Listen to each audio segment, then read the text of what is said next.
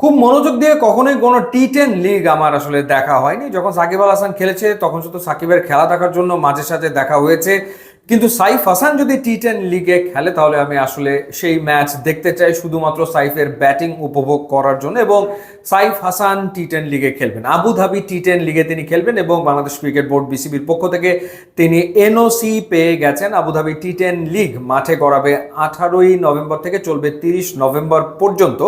তো সেই ক্ষেত্রে আবার 30 নভেম্বর পর্যন্ত এই টুর্নামেন্ট চলবে, কিন্তু 27 নভেম্বর থেকে বাংলাদেশ আর আয়ারল্যান্ডের টি20 সিরিজ শুরু হবে। সেই কারণে সাইফ হাসানকে এনওসি দেওয়া হয়েছে 23 নভেম্বর পর্যন্ত। এছাড়া এবারের আবুধাবি টি10 লিগে খেলবেন সাকিব আল হাসান এবং তিনি একটা টিমের ক্যাপ্টেন।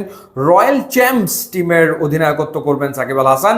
নাহিদ রানা তিনিও কিন্তু দল পেয়েছিলেন, কিন্তু নাহিদ রানাকে আসলে এনওসি দেওয়া হয়নি বিসিবির পক্ষ থেকে। এই মুহূর্তে তিনি সিলেটে আছেন, প্রথম টেস্ট ম্যাচ খেলছেন, আয়ারল্যান্ডের বিপক্ষে দ্বিতীয় টেস্ট রয়েছে।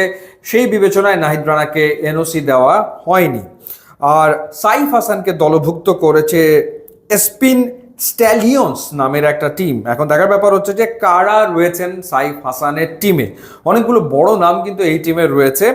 রয়েছে Tymal Mills, Tim Seifert, Harbhajan Singh, Andre Fletcher, Avishka Fernando, Sherfane Rutherford, Binura Fernando, Saif Hasan, Ryan Burl, Akhilesh Bodugum, Ali Khan, Ben Cutting, এরপর জোহাইর ইকবাল, এরপর Isa Matiur, Hafizur Rahman, Ashmead Nedd, Matthew Hurst, Monank Patel এবং হর্ষিত শেঠ। সো সেই ক্ষেত্রে বড় নামের কথা বলছিলাম যে টিম শেইফার্ট রয়েছে, শেরফান রাদারফোর্ড রয়েছে, তাদের সাথে খেলবেন সাইফ হাসান। সো ইন্টারেস্টিং হবে ডেফিনেটলি। আর দেখা যাক যদি সাকিবের দলের সাথে সাইফ হাসানের দলের দেখা হয় তাহলে তো দুজন মুখোমুখি হয়ে যাচ্ছেন দুই বাংলাদেশি ক্রিকেটার আবুধাবি টি10 লিগে।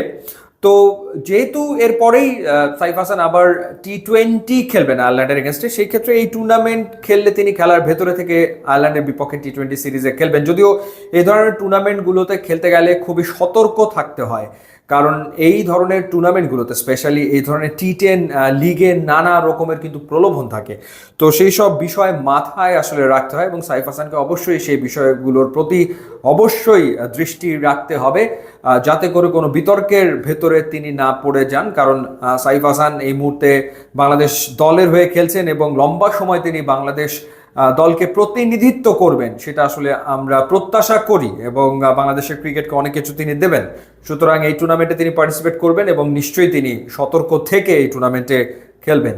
ইউটিউব এবং ইনস্টাগ্রাম লিঙ্ক দেওয়া আছে, আপনারা যদি যোগ দেন তাহলে খুবই খুশি হব। And thanks for watching.